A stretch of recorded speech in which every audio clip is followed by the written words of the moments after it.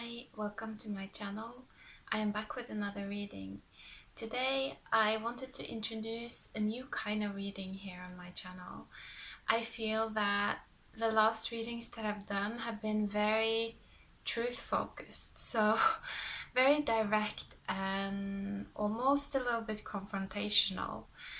And it's to the point where I've kind of tried to hold back a little bit because I felt that the energy was just so confronting. And from my experience, from my own healing journey, it has been so important to learn to balance that kind of energy, that kind of very sharp truth energy, with self-love, a lot of self-love and acceptance and understanding of the parts within myself that are afraid of truth, that are afraid of the light, and that actually wants to hide in the dark because they are still kind of immature and needs to be protected. And so I wanted to start a new type of readings where I focus more on these aspects within us, these aspects that are in need of love and understanding from ourselves, and that might not be ready to face the truth and to make the changes that the truth will kind of tell us to make. And so my intention is that these readings will be a bit more nurturing and hopefully kind of like a sacred space where I can explore more of these themes dealing with just self-love and acceptance and understanding. And so I think that I will mark these types of readings with a heart so that you can see what are what, because I find that sometimes, especially if I am purging or in a lower type of mood, I really don't have the energy to watch something very kind of deep and analytical and demanding and confronting. Then I just want to watch something that is much more focused around me. How can I feel better right now? So hopefully I will be able to channel through some energies in these types of readings that are a bit more nurturing. But please bear with me, it's a practice for me too. It requires me to channel in a different way. And so, yeah, we'll see how it goes. I did already pull a card for today, and I love it. It's a perfect first card I find for this type of reading. What came out was Isis. And Isis is actually one of the guides that I have been working a lot with. I am sure that most of you know Isis very well. We have heard her story.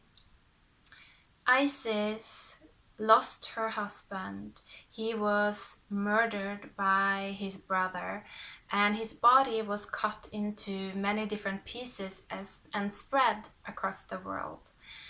And so what she did was that she was able to correct all of the parts of him except his penis, which kind of represents his, that masculinity. And she was able to put him back together and create a new son with him. And so this story, of course, it is referring to how we can use our divine feminine energy within us to work with our fragmented egos. The parts of us that have been cut into many different pieces and, in a sense, spread across time and space, and how we can reunite them back together. And through that labor of love, through that kind of process of making love to ourselves, we are birthing a new ego. We're birthing a new masculine energy that is much more rooted in love rather than whatever our old ego was rooted in. And so Isis is an extremely important representation, example of a feminine energy that we can work with when we are wanting to strengthen our own capacity for love and for healing and for in essence union, bringing something that was broken back together through understanding and acceptance of it. So I really loved that Isis came out. On the card it says magic manifesting. Your dreams, visions and goals are becoming reality. Stay focused. And so my mind is being drawn to this interesting dynamic that I often experience within myself. Isis, or the divine feminine, represents our ability to hold sacred space. If we have a strong feminine energy, we can hold space for our dreams. We have that womb where we can allow our dreams to grow and to mature. And we become, in a sense, more and more familiar with the vibration of our dreams. But then on the other side, we have that wounded ego, that fragmented ego. And usually our ego is not necessarily in support of our dreams.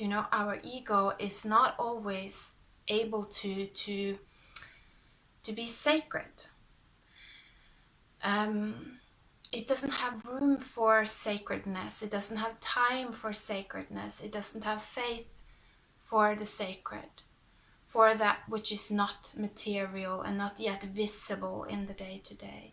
And so a lot of the times I will experience, and this is something that I've talked about in previous readings, this back and forth between my feminine wanting to protect my dreams, wanting to keep nurturing and keep growing my dreams, and then the different versions of my ego that are not able to believe and have faith. And so it's almost as if our divine feminine energy, our inner feminine, needs to be so strong. Not just to be able to actually nurture and feed and help our dreams grow, but also at this point in time, she also needs to be able to calm the ego, reassure the ego, understand why the ego isn't able to believe in the dream. And if she's not able to do this, the ego will kill off the dream, and we lose our ability as an individual to hold sacred space. And that is when this divine feminine energy kind of disappears from our life. And so right now I feel that there is this strengthening of our divine feminine. It's this new portal kind of opening where the feminine, the divine feminine in particular, is growing in her power. More and more people are opening up to hold sacred space within. The times on the outside are challenging, and so it's becoming more and more essential for our survival, for our evolution, to be able to hold a space for our dreams within. And so let's pull some more cards as well and see what comes through here with Isis. Ace of Gardens. This is the Ace of Coins. And underneath the deck is the High Priestess. So this is absolutely more of the same. It's talking about this new garden, you know, this new growth that is happening naturally within our body, within our earth, when we are actually holding space for a dream. It is like being pregnant, you know. The longer the mother is able to, with her womb, kind of protect the child and nurture the child and feed the child, the more the child grows, the more material, in a sense, and more real the child becomes. And this is a natural process. And I think that that's a lot of the times what's difficult for the ego, because the ego wants to do something. You know, it's so, at this point in time, we are kind of so programmed towards the need to act or to enhance or to speed up any kind of natural process that exists. But with the High Priestess, it's almost as if, you know, we're being called to not do this, because the goal of growing this dream is not actually manifesting it, you know. That's kind of what sounds a bit strange, but it's almost as if the goal of growing this new dream is not manifesting it. The goal is actually us being conscious of how we manifest it. So it's almost as if Isis, these guides that are with us now, they are trying to teach us, they are trying to get us to observe how these things just naturally grows within us when we choose to hold space for them. It's like they're trying to lighten our load. At this point in time, it feels like our egos they have become so dense and focused on the material, and this, it's like we're making things so much more difficult for ourselves than it has to be. It's like it makes our vibration so heavy when we all the time go into this like tension in our body and feeling like, oh, I have to try so hard, I have to push so hard. And so with these cards, it's almost as if we're being invited to have the faith to simply observe for a while, you know, to work in lighter ways, to work with our beliefs, our feelings, the way our body feels, and try to kind of gently guide that towards the vibration that matches our dreams. For me, I find that doing this kind of practice, one of the most challenging things is actually to just calm my ego, you know, because if I give myself a lot of space, if I go really slow, that's when my ego starts to freak out and starts to produce a lot of fear in my body. And so the job for me isn't really to hold space for the dream. You know, I'm quite dreamlike, you know. I have like my imagination has always been strong, and it's easy for me to dream and imagine. What's more difficult for me is to make my masculine energy feel secure, and to calm my ego down, and to, in a sense, convince my ego that it is safe. It doesn't have to try so hard. It doesn't have to work so hard. So let's see if we can get a final card for this reading. I don't want to make it too long. Interesting. We got the Two of Tides in reverse. This is a Two of Cups. So why is it coming out in reverse? Oh, yes, okay. And then we have the Six of Fire, the Six of Wands is this in the traditional tarot. And so I feel that the Two of Tides in reverse, it's almost as if our inner masculine energy at this point in time is not actually able to support the feminine. It's almost as if he's a child still, you know, or he's too small to support the feminine. He's too new to this different way of manifesting. And so it's like when he's faced with the feminine, he feels so insecure. You know, like I said, when I'm faced with my guides telling me, like, just go slow, like, take a lot of time, you know, spend a lot of time just working on your vibration, not on tasks.